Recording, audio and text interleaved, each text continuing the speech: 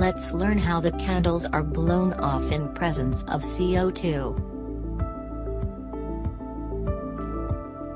Take an empty glass. Now put 3 lighted candles in a row.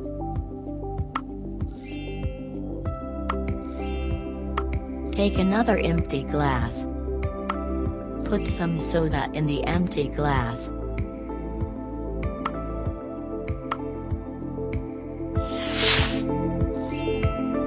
Now pour some vinegar into it.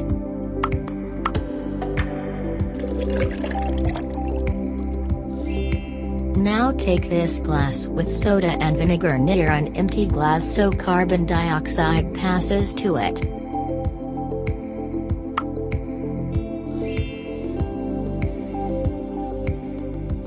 Now take the glass with carbon dioxide and move over candles.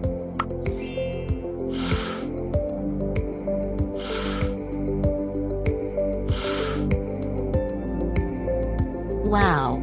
The carbon dioxide from the glass blow the candles.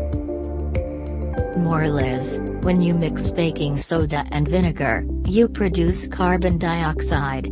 Now flame needs oxygen to sustain and carbon dioxide acts as fire extinguisher.